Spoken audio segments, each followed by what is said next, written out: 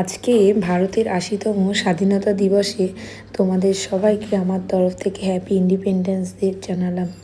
আসলে কোনোবার তো থাকা হয় না, এইবার যখন চলেই এসছি তো সেই কারণে বাচ্চাদেরকেও না এর মধ্যে অংশগ্রহণ করেছি আর নিজেও থাকতে পেরে খুব ভালো লাগছে। তো এই যে তোমার আমাদের পাড়ার সব মহিলারা মিলে একটা ছোট্ট আয়োজন করা হয়েছে। তো আজকে খুঁটি পুজো প্লাস পতাকা উত্তোলনের মধ্যে দিয়ে সাংস্কৃতিক অনুষ্ঠানের মধ্যে এই অনুষ্ঠানটা হবে। তো এই যে এখন পতাকা উত্তোলন করা হলো, এরপর হবে খুঁটি পুজো, তারপরে এই যে একটা ছোট্ট সাংস্কৃতিক অনুষ্ঠান রাখা হয়েছে সেটা হবে।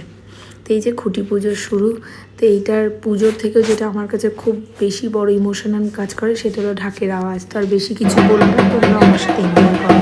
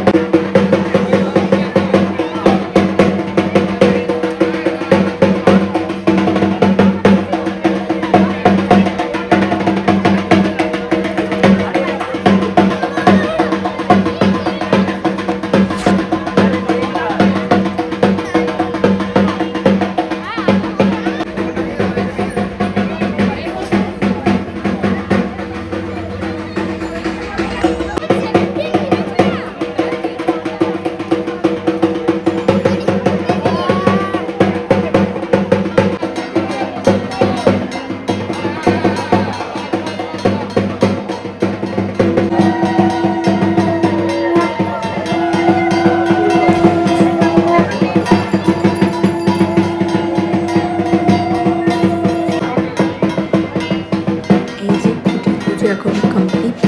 তো দেখো বাচ্চাদের সাথে সাথে বড়দেরও কিন্তু উৎসাহের কোনো অভাব নেই।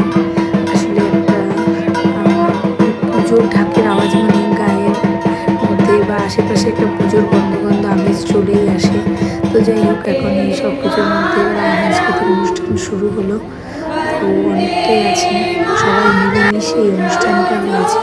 তো এই যে দেখো সবাই গান করছে, সেটাই তোমাদের সাথে শেয়ার করছি।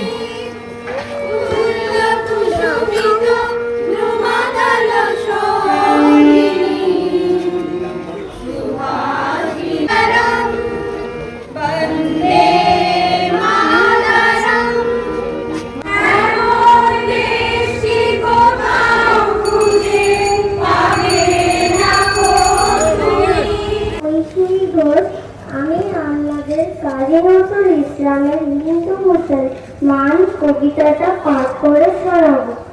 মোরা এক গেঞ্জে দুইটি কুসুম, হিন্দু মুসলমান, মুসলিমটা নয়নমণি, हिंदू का कविता बताने वाला हूँ। अधिक हिमालय खड़ा हुआ है आंधी में, इसकी गोदी में लहराती गंगा की सुंदर जगह। তো এই যে আমার ছেলেও কবিতা বলল। তো এটা ওর ফার্স্ট একটা আর কি সবার মধ্যে থেকে আর কি করা। তো যাই হোক, এই সুন্দর অনুষ্ঠানের মধ্যে দিয়ে আমাদের আজকে 15 আগস্ট আমরা কমপ্লিট করলাম।